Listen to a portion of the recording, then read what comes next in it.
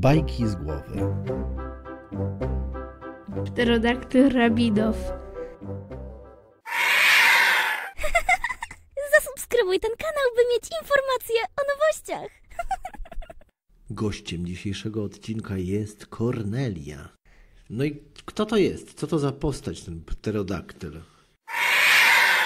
Pterodaktyl Rabinow to jest postać z ciężkim dzieciństwem. W jakich czasach żył ten pterodaktyl? W obecnych? Tak, ten pterodaktyl żył w obecnych czasach na wyspie Kurkuma.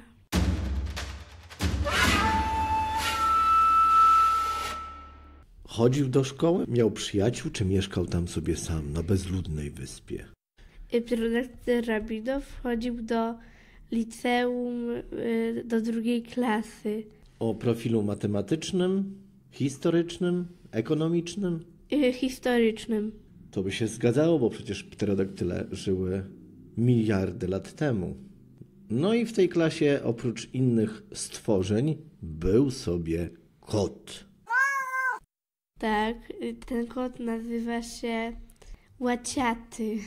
To był łagodny kot, czy kot bardzo rock'n'rollowy, rockowy, czy to był zwykły, milusiński, przytulaśny kotecek?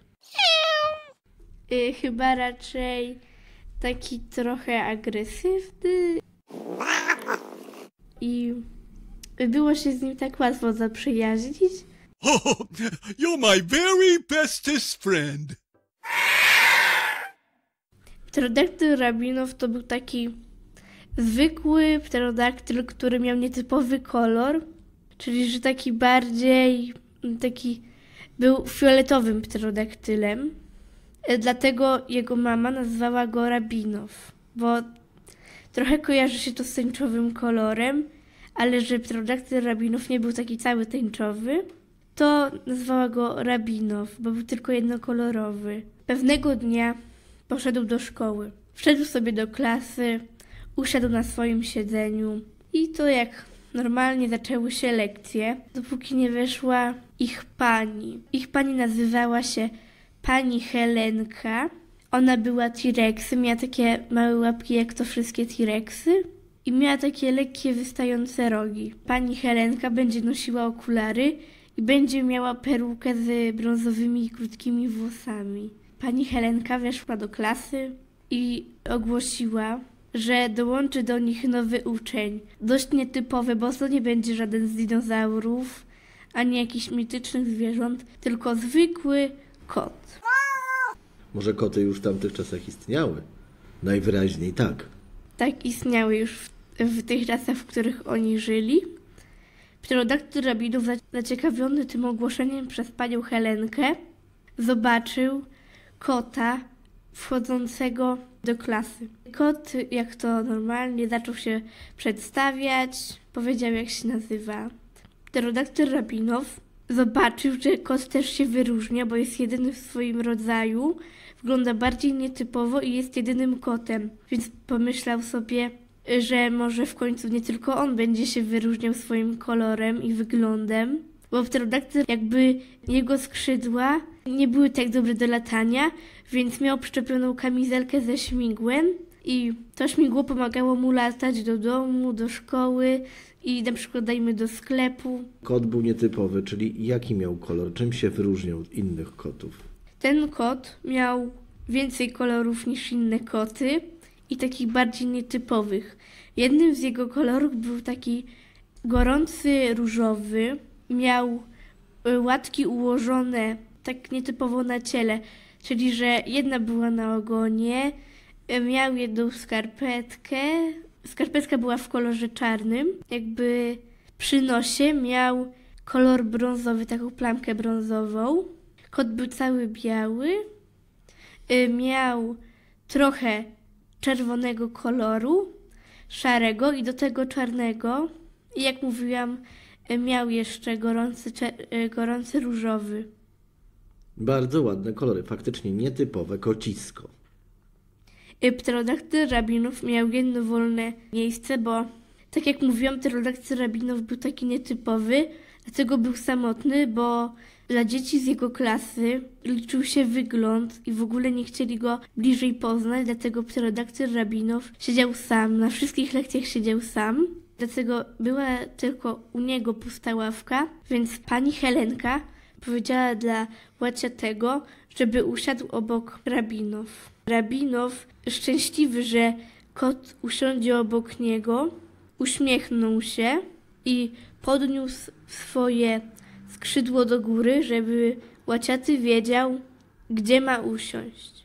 Łaciaty usiadł obok Rabinow i wtedy zaczęła się normalna lekcja. Pani Helenka uczyła ich historii, czyli że historia była u nich najbardziej częstą lekcją, bo dinozaury to są takie historyczne zwierzęta, a w jego klasie były same dinozaury i tylko jeden kot. Zadzwonił dzwonek na przerwę, Rabinow wyszedł i cała klasa wyszła z klasy. Ich następną lekcją był polski. Pterodaktyl Rabinow bardzo lubił tę lekcję, bo sam gadał po polsku i podobała mu się ta lekcja. Miał fajną panią od polskiego, a jego panią od polskiego była pani Bożenka Heniowska. Pani Bożenka była spinozaurusem, była koloru czerwonego, miała perukę w długie blond włosy, nosiła książki. Bożenka była tak elegancka, że nawet nosiła garnitur, czasami sukienki, czasami garnitury, czasami jakieś krawaty, nawet czasami nakładała spodnie. Gdy była przerwa, Łaciaty jadł swoją karmę, a jego karmą było Whiskas. I Rabinow do niego podszedł i powiedział: cześć, ty jesteś Łaciaty, tak? Łaciaty nic nie odpowiedział, ale zauważył pterodaktyla Rabinow i odwrócił się do niego. Przestał jeść swoje Whiskas i zaczął go słuchać. Rabinow zaczął do niego gadać i powiedział do niego: Łaciaty, ty też różnisz się swoim wyglądem, więc co ty na to, żeby zacząć się tak trochę kumplować? Łaciaty odpowiedział, że najpierw musi poznać jego osobowość, bo dla niego wygląd nie ma znaczenia. Dlatego Łaciaty kiwnął łbem, żeby mu potwierdzić, żeby zacząć się kolegować. Zadzwonił dzwonek na lekcję. Łaciaty i Rabinow stali razem w parze. Taki niedobry T-Rex, on nazywał się Czajnik, był czarnym T-Rexem.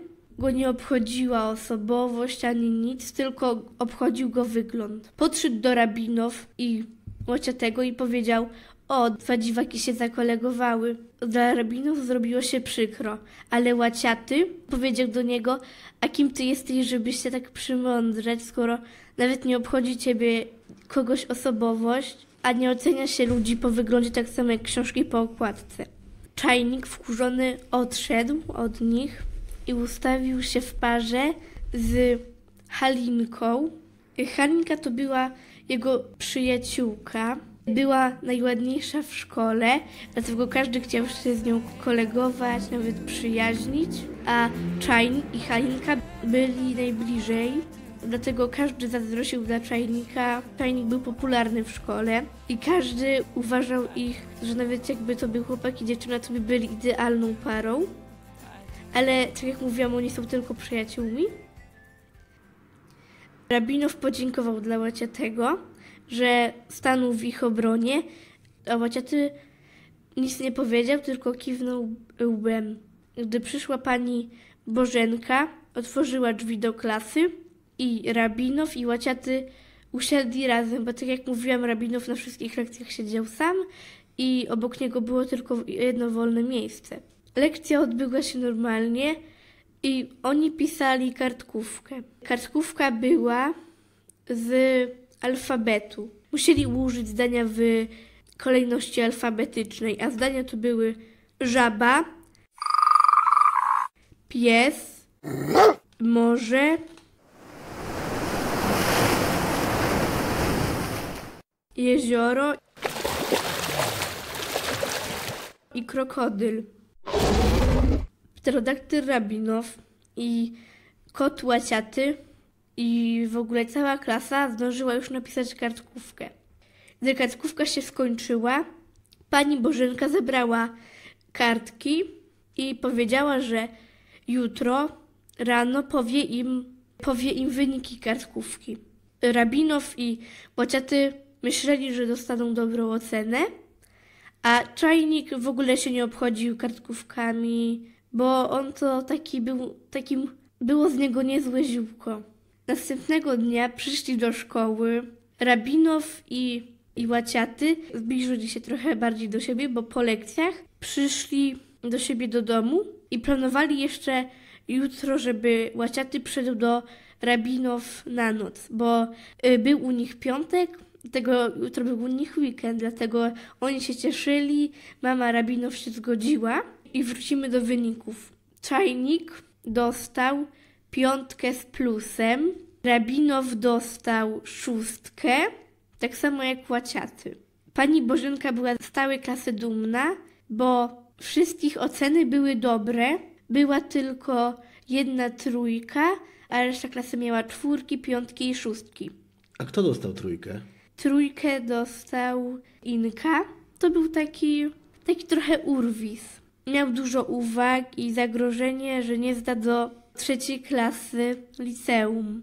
Przerobili trochę ćwiczenia. Dzisiaj mieli takie lżejsze lekcje, dlatego że jutro był u nich weekend. Rabinow i Łaciaty gadali, aż w końcu zaczęli temat, co tu sprowadza Łaciatego. Rabinow zapytał się go: Łaciaty, a co tu robisz, skoro tu jest szkoła dla dinozaurów? Łaciaty odpowiedział mu, że był nietypowy w swojej szkole dla kotów. Tam też czasami pojawiały się psy, ale w klasie był samotny i nie miał żadnych przyjaciół, a w końcu on z jego mamą musieli się wyprowadzić. Ich tata czasami do nich przyjeżdżał, bo on pracował... Kto przyjeżdżał? Ich tata. On pracował w szpitalu obok tego starego miasta i Łaciaty jakby wyprowadził się do innego miasta i los przyprowadził ich do miasta dinozaurów. Dlatego stąd był w szkole dla dinozaurów. Była przerwa. Łaciaty jadł sobie swoje whiskas, a pterodaktyl Rabinow jadł karmę dla psów, bo mu bardzo smakowała.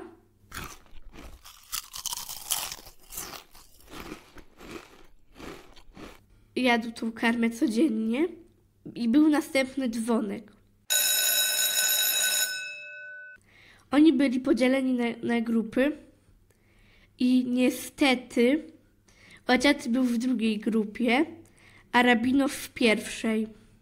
Rabinow nie przejmował się tak bardzo WF-em, bo na WF-ie były praktycznie same pterodaktyle. Czy kot sobie świetnie radził z tymi ćwiczeniami? Jak on się tam w ogóle odnalazł? Czy inne dinozaury go szanowały?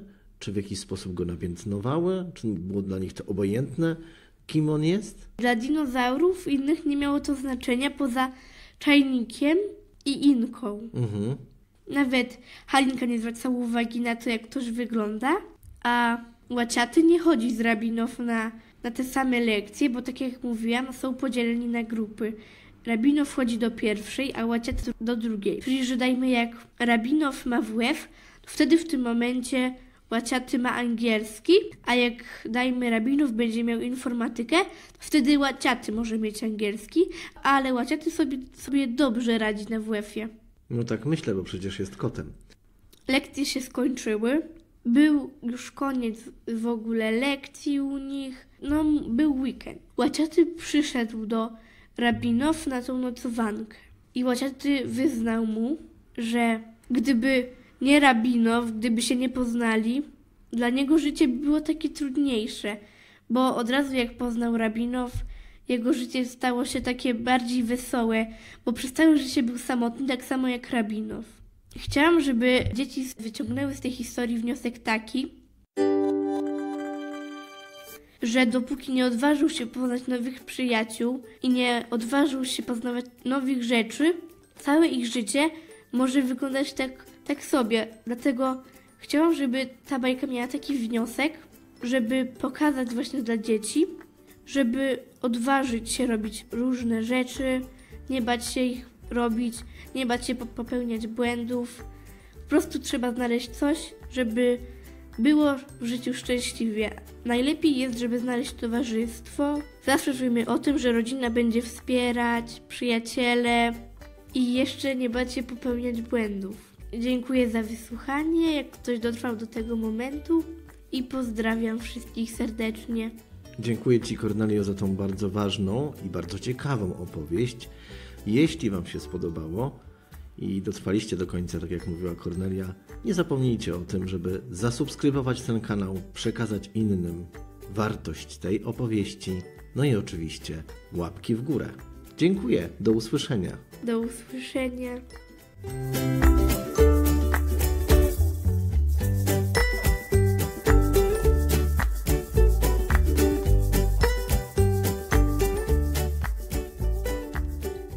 Tu guziczek jest, że lubisz, tutaj, że już subskrybujesz, dzięki temu się nie zgubisz, zapamiętasz, że lajkujesz.